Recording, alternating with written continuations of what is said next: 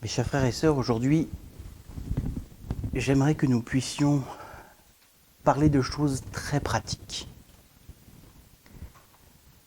Et quelque chose qui va, je l'espère, vous apporter et nous apporter tout le soulagement dont Christ peut être le porteur, peut être le révélateur. Il y a ce qu'il faut dans ce monde pour nous alourdir le cœur, comme nous le disions là à l'instant. Et c'est ça qui est magnifique, c'est que chaque cantique, chaque prière que nous avons eue là tendait réellement sur ce sujet. À quel point l'ennemi nous harcèle, à quel point l'ennemi vient nous alourdir, et le cœur, et les épaules, vient troubler nos pensées, vient nous apporter le doute, la peur, l'inquiétude, la colère. Chaque chose qui vient de l'ennemi et qui vient perturber notre marche. J'aimerais voir avec vous à quel point il est normal, de ressentir tout cela, mais que notre solution, évidemment, est en Christ. Mais qu'est-ce que cela veut dire? Notre solution est en Christ. On dit oui, prie. Bon, je prie, d'accord, mais je vois pas de changement dans l'instant. Alors oui, Seigneur, parfois, il bénit, il fait tellement grâce qu'il peut nous retirer des problèmes directement, qu'il peut nous soulager directement. Mais est-ce que, malgré tout cela, dans notre marche, dans notre vie, est-ce que nous ne ressentons pas de l'angoisse? Malgré tout ce que le Seigneur a pu faire pour nous, est-ce que notre âme ne souffre-t-elle pas? N'avons-nous pas mal de vivre dans ce monde? De regarder parfois par la fenêtre et de voir tout ce péché nous fait souffrir. Et quand on voit, Seigneur, également tout ce qui vient nous toucher, nous, personnellement, dans le plus profond de notre cœur, comment ne pas souffrir? Comment, Seigneur, toi qui es joie, toi qui es bonheur, pourquoi est-ce que je ne ressens pas tout le temps cette joie, tout le temps ce bonheur? Est-ce que c'est normal? Est-ce que je suis rebelle? Est-ce que, Seigneur, à chaque fois que je suis triste, à chaque fois que j'ai mal, à chaque fois que je souffre, Seigneur, est-ce que je me rebelle contre toi? J'aimerais que nous puissions lire un passage dans la parole, dans Luc, dans l'évangile de Luc, au chapitre 22,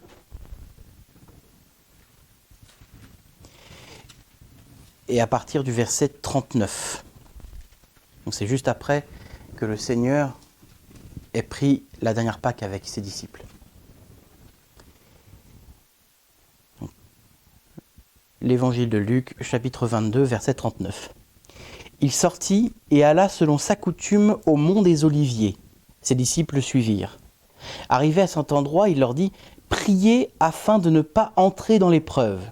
Puis il s'écarta d'eux, à la distance d'un jet de pierre environ, et il se mit à genoux pour prier, en disant « Père, si telle est ta décision, éloigne de moi cette coupe. Toutefois, que ce ne soit pas ma volonté qui advienne, mais la tienne. » Alors un ange lui apparut du ciel pour lui redonner des forces. En proie à l'angoisse, il priait avec plus de ferveur encore, et sa sueur devint comme des gouttes de sang tombant à terre. Il se releva de sa prière et vint vers les disciples qu'il trouva endormis de tristesse, et leur dit alors « Pourquoi dormez-vous? Levez-vous, priez, afin de ne pas entrer dans l'épreuve. » Nous arrêterons là notre lecture. Et ce passage-là répond tout de suite à notre question, est-ce que je suis rebelle si je ressens l'angoisse? Pourquoi je ne suis pas toujours dans la joie? Notre Seigneur Jésus-Christ était sous l'attaque de l'angoisse. Il ressentait une angoisse telle qu'il transpirait du sang. Si je ne me trompe pas, en plus, c'est un fait scientifique. Des gens qui angoissent réellement à un tel point, à un point si élevé que l'on transpire du sang. C'est un niveau tel que, personnellement, je ne peux pas l'imaginer. n'ai jamais ressenti une telle angoisse. Et pourtant, l'angoisse que j'ai déjà ressentie m'avait tellement saisi que je peux vous assurer que je n'ose imaginer la souffrance de notre Seigneur, de notre Sauveur, là maintenant. Pourtant, il est le Fils de Dieu. Et lui savait. Lui-même a dit à notre Père, si cette coupe peut s'éloigner de moi, seulement que ta volonté se fasse et non la mienne. Il y a là toute la nuance. Il y a là toute la différence entre je me rebelle contre ce qui se passe, je ne l'accepte pas parce que ça me fait mal, etc. Et Seigneur, j'ai peur, Seigneur, je ne sais comment me sortir de cela, Seigneur, mais je te fais confiance. Ce que je vous encourage, et je m'encourage moi-même à le faire, Seigneur, à chaque fois que je ressens toute cette peur, toute cette colère, toute cette inquiétude, Seigneur, je viens pour t'en parler. Je viens auprès de mon Sauveur et Seigneur pour lui confier la moindre de mes faiblesses.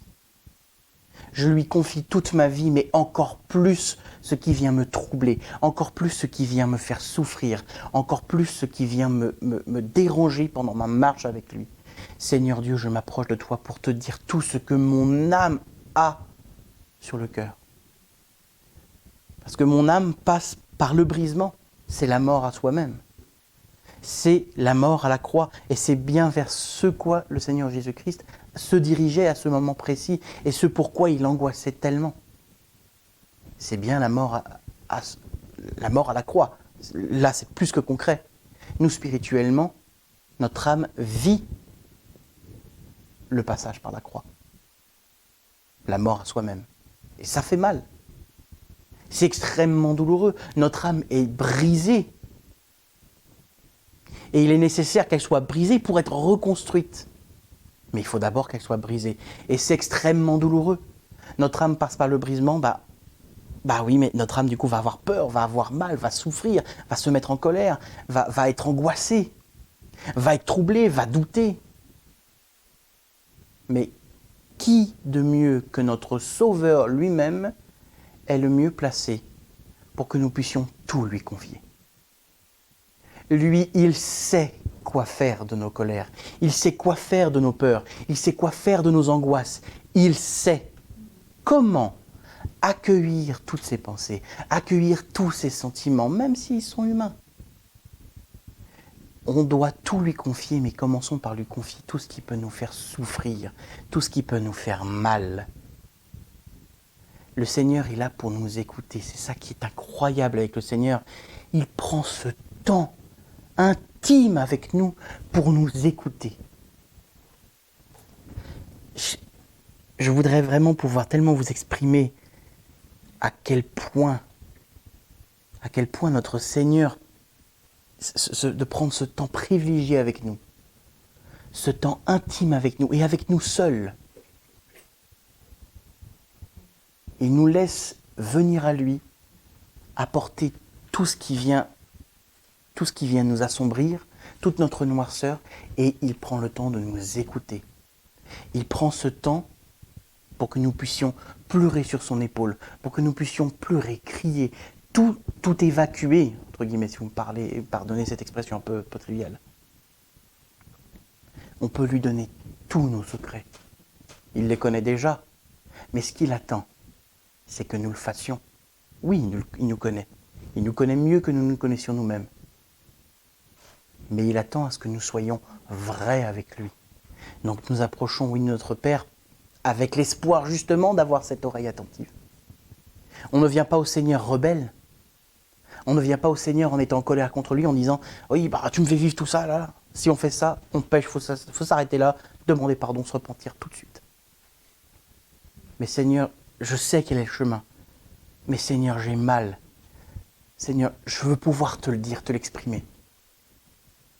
Pendant un temps, moi, je faisais l'erreur de penser que, puisque j'étais à Christ, tout ce que je pouvais ressentir comme ça, non, je rejetais au nom de Jésus, puisque de toute façon, je suis chrétien, donc ce n'est pas de Dieu, donc voilà, je rejette. Oui, mais je rejetais avec mes propres forces. Je refusais avec mes propres forces. Résultat des courses, je me suis affaibli. Et j'ai sombré encore plus dans ces émotions, dans ces sentiments-là. Et un jour, j'ai dit au Seigneur, mais Seigneur, je ne peux plus, donc plutôt que tout rejeter, en fait, je vais tout te confier. J'ai pas la force de tout rejeter. J'ai pas la force de rejeter toute cette noirceur. Je peux pas, Seigneur. Je peux pas, j'y arrive pas.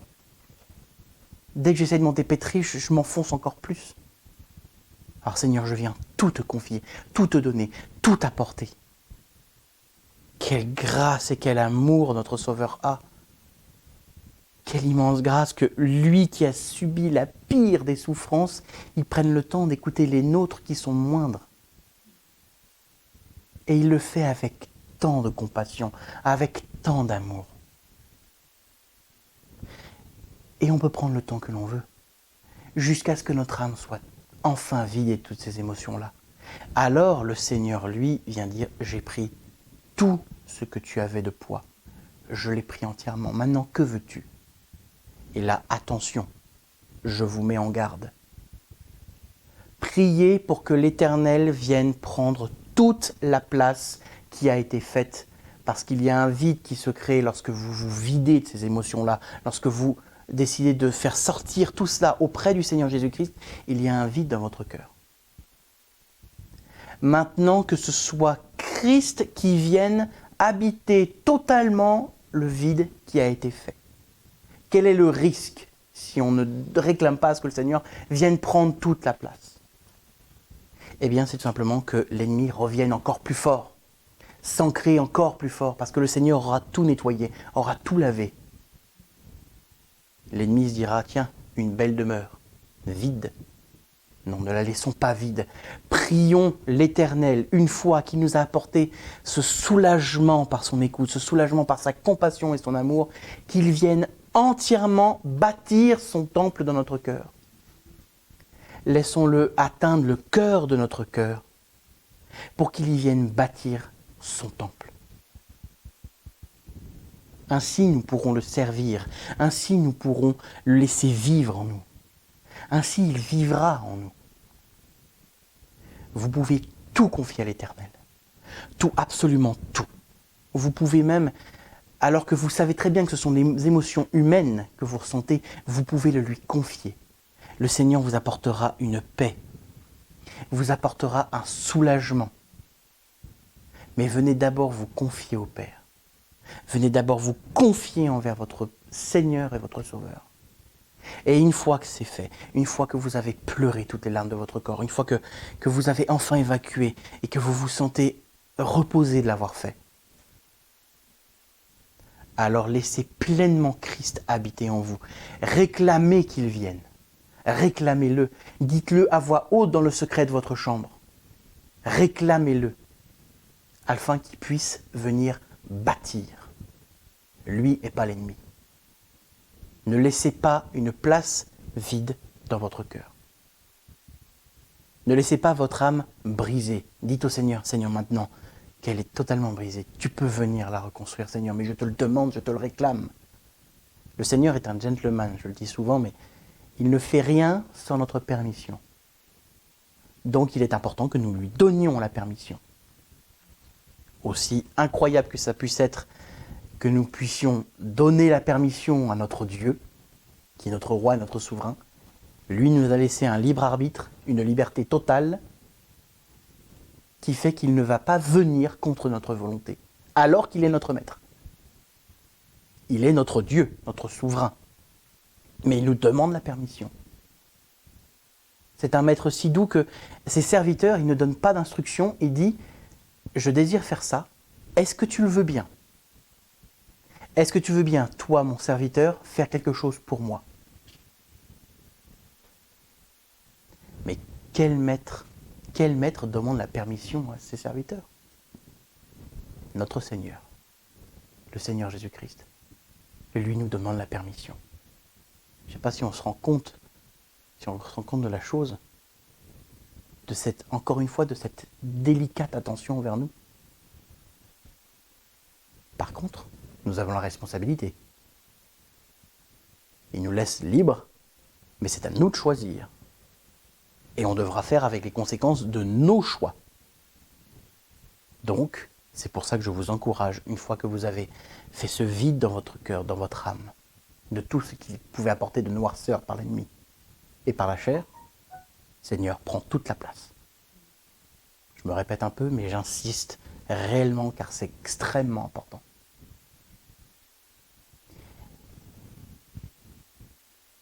Lorsque l'on a vécu ça, lorsque l'on vit ça, parce que vécu, ça veut dire que c'est passé et que voilà.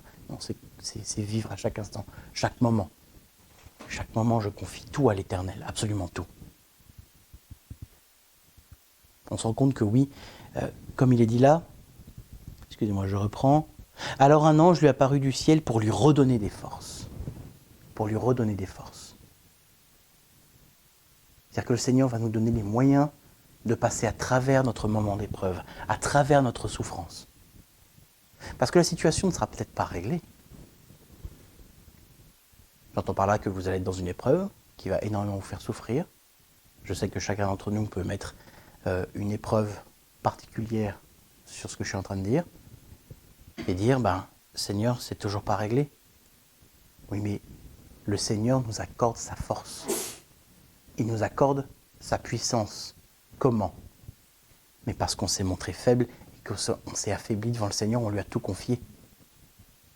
Ma grâce te suffit, car ma puissance s'accomplit dans la faiblesse. Ce passage est tellement connu, mais beaucoup ne comprennent pas à quel point il est essentiel d'être affaibli devant Christ. Car c'est lui qui se montre fort. Là, c'est un ange qui vient apporter de la force au Seigneur Jésus-Christ. Au Seigneur Jésus-Christ fait homme. La force ne vient pas de Jésus. C'est Dieu qui a envoyé un envoyé pour lui apporter de la force. Ça va bien de l'Éternel.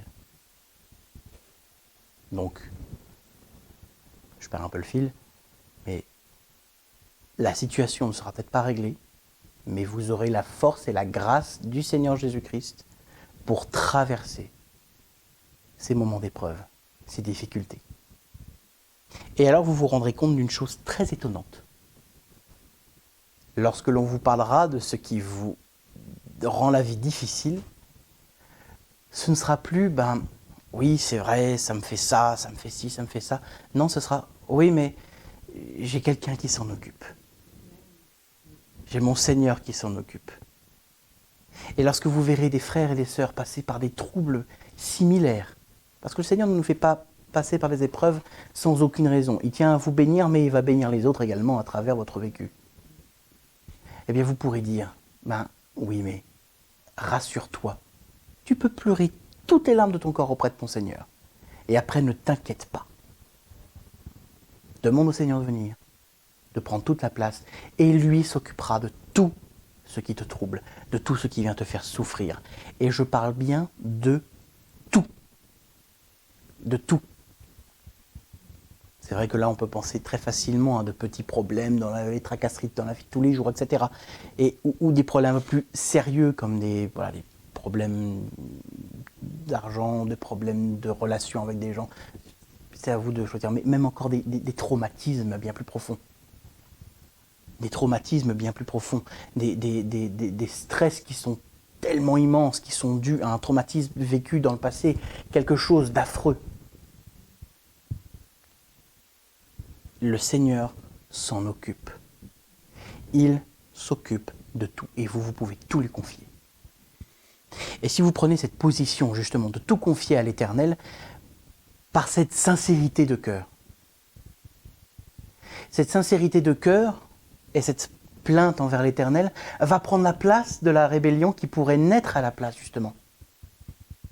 Puisque si on ne vient pas à l'Éternel avec un cœur vrai, on va rester avec nous-mêmes et puis rechigner et ressasser et venir aller et on murmure et on râle et on se plaint et là on rentre dans la rébellion.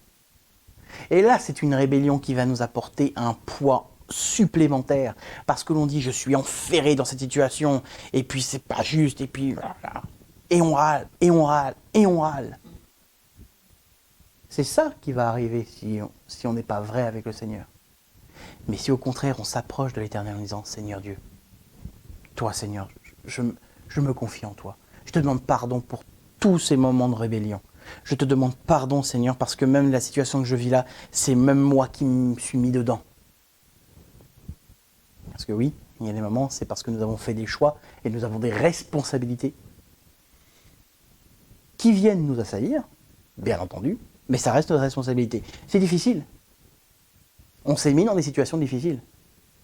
Mais même ça, nous pouvons venir à l'Éternel et lui dire « Seigneur, tu vois dans quelle situation que je me suis mis, je te demande pardon, mais j'ai besoin de toi, j'ai besoin de tes forces. J'ai besoin de toi. » Et vous, allez, vous exprimez tout au Seigneur. Pas dans un esprit de rébellion. Pas dans un esprit en disant « Bon, bah voilà, comme ça, tu vas m'ôter tout ça, hein, quelque chose d'autre va arriver, va venir balayer tout ça, puis débarrasser. » Non. C'est avec la force et la grâce de l'Éternel que vous allez passer par la croix, que vous allez accepter la croix, que vous allez accepter la situation dans laquelle soit vous vous êtes mis, soit le Seigneur a permis que vous soyez. Quelle qu'elle soit, de la plus petite à la plus traumatisante. Et l'impact que ça peut avoir sur vos vies va être tel que ça va rejaillir sur vos frères et vos sœurs dans vos assemblées et même envers les gens qui ne croient pas. Puisque vous avez accepté de mourir à vous-même, vous avez accepté de sortir le chandelier de dessous la table et de l'avoir mis sur son autel. Et là, la lumière brille. Et elle éclaire tout le monde. Ce n'est pas vous qui brillez, c'est Christ en vous. Parce que vous avez accepté de mourir et de tout confier à l'Éternel et que vous lui avez réclamé qu'il vienne bâtir son temple, qu'il vienne mettre son chandelier dans votre cœur. Et là, vous brillez. Par la grâce du Seigneur Jésus-Christ. C'est lui qui brille en vous et qui vient illuminer tout le monde. Tous ceux pour qui vous intercédez. Tous ceux pour qui vous vous inquiétez. Tous ceux pour qui même les gens viennent vous faire du mal. Tous vos ennemis, eux, seront bénéfices de cette lumière. Ça vient bénir tout le monde lorsque nous mourrons à nous-mêmes. Ça vient bénir tout le monde. Vous en premier parce que l'Éternel est grand, mais il vient bénir toute l'assemblée, tous vos voisins, vos familles, vos proches. Ça vient bénir tout le monde. Parce qu'une lumière n'est pas dirigée en un faisceau à un endroit, la lumière du Christ, elle irradie autour d'elle. Elle brille tout autour et elle éclaire tout le monde tout autour. Nous pouvons tendre le chandelier lorsque nous intercédons envers quelqu'un en disant « Seigneur, vois cette personne dans l'obscurité ». Ça, nous pouvons le faire parce que nous avons la grâce de Jésus-Christ. Mais d'abord, confions tout à l'Éternel et nos propres souffrances d'abord. Pas dans un esprit de rébellion. La rébellion, c'est la repentance immédiate. Et par même tout ce biais-là, tout ce qui vient envahir vos vies, on disait ça dimanche dernier, tout ce qui vient vous occuper, vous prendre du temps, tout cela sera effacé également. Car ça aussi, ça doit mourir sur la croix. Tout ce qui vous prend du temps à la place de Dieu. Tout, pleinement, complètement, mort sur la croix. Pas par vos forces, mais bien parce que c'est le Seigneur qui brille. Tout ce qui vient apporter de l'ombre et de l'obscurité sera abattu si vous laissez le Seigneur Jésus-Christ vivre et briller dans vos cœurs. Et l'impact, comme je le disais, il est bien entendu pour vous, mais il est également pour tous ceux qui vous entourent. Les personnes que vous croisez dans la rue, aux personnes les plus proches de votre maison. Et pour ce qui est des assemblées, il est important d'une chose, c'est que ce vécu-là va faire que lorsque vous aurez un frère ou une sœur, vient dans une assemblée et dire voilà, il y a tout ça qui m'accable, comme ce qui s'est passé tout à l'heure. Déjà, que l'Éternel soit loué, cette personne-là s'est sentie libre de témoigner de tout ce qu'elle avait sur le cœur auprès de ses frères et ses sœurs.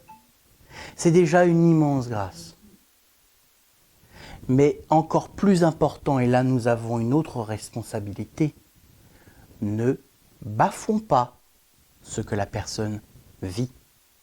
Ne bafouons pas ses sentiments, ses émotions-là. Oui, nous devons l'encourager à les confier à Christ. Mais ne profanons pas un cadavre. N'allons pas venir nous moquer d'un frère ou d'une sœur qui passe par la croix, qui passe par la mort et qui a envie d'exprimer justement sa souffrance auprès de ses frères et ses sœurs. Car l'intérêt d'une assemblée est bel et bien la communion fraternelle. Une autre erreur que je faisais, c'était de penser que puisque je savais où était le chemin et que le chemin était en Christ, je pouvais rester seul dans ces moments-là et que je n'allais pas venir mettre le poids sur des frères et des sœurs. Je me suis planté, dans la journée même, je suis allé voir une sœur justement pour lui confier tout ce que j'avais sur le cœur à ce moment-là, et je savais que cette sœur-là allait répondre par l'esprit. Il s'agissait de ma mère. Et oui, parce que la communion fraternelle, Christ dans chacun d'entre nous, va être une lumière pour notre frère ou notre sœur qui vit un moment d'obscurité. Et ainsi, ce sera Christ en vous qui parlera à Christ en lui ou elle. Et là, un chandelier sera réuni, et là il y aura une communion, et là ça brillera encore plus fort, et ça apportera toute la force dont votre sœur ou votre frère a besoin. Parce que nous avons cette liberté de nous confier envers nos frères et nos sœurs. Et nos frères et nos sœurs en qui nous nous confions ont la responsabilité de ne pas bafouer ça, de ne pas prendre les choses à la légère. Nous avons une responsabilité envers notre assemblée, envers nos frères et nos sœurs. C'est de vivre selon le cœur de Christ. Donc, ne bafouons pas. Si l'Éternel nous donne une pensée, une parole pour cette sœur ou ce frère, allons-y. Si le Seigneur nous dit de nous taire, taisons-nous. Si le Seigneur nous dit priez, prions, intercédons. Que tout soit fait selon le cœur du Père, selon le cœur de l'Éternel. Pas autrement. Et il n'y a qu'en vivant nous-mêmes la croix que nous pourrons répondre aux questions, aux interrogations de nos frères et nos sœurs.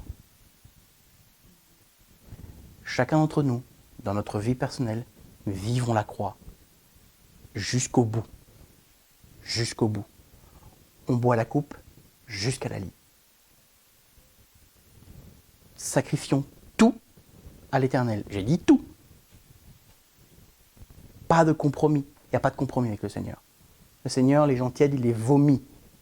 Il vomit. La notion de vomi, c'est vraiment une notion de vous êtes tellement contre ma nature que je vous rejette d'une manière absolument abjecte. Il n'y a pas de compromis avec le Seigneur. Pas possible. Donc, confions-lui tout. Le Seigneur, lui, ensuite, nous fait grâce pour dire « Je vais tout vous prendre dans le temps qu'il faudra, parce que moi, je vous connais. » Mais déjà dans notre cœur, nous lui avons tout confié et tout sacrifié. Et Seigneur, si même prendre mon souffle de vie devait être selon ton cœur, Amen. Qu'il en soit ainsi. C'est pas une décision à prendre à la légère. À nous de peser le pour et le contre. De prendre la décision, c'est notre responsabilité. Prenons garde lorsque nous disons, Seigneur, que le feu de ton jugement passe sur ma vie. Attention, ça va brûler, Mais faites-le. Faites-le. Laissez-vous mourir. Laissez-vous faire reprendre par le Seigneur. C'est le seul moyen de ne pas vivre en vain et que ce jour où vous serez réunis avec votre Sauveur, il vous dira « Ah, toi, je te connais. Toi, je reconnais ta nature. Je sais qui tu es. Viens régner. » Il ne nous reste qu'une chose à faire, c'est louer le Seigneur. Que le nom de l'Éternel soit loué. Amen.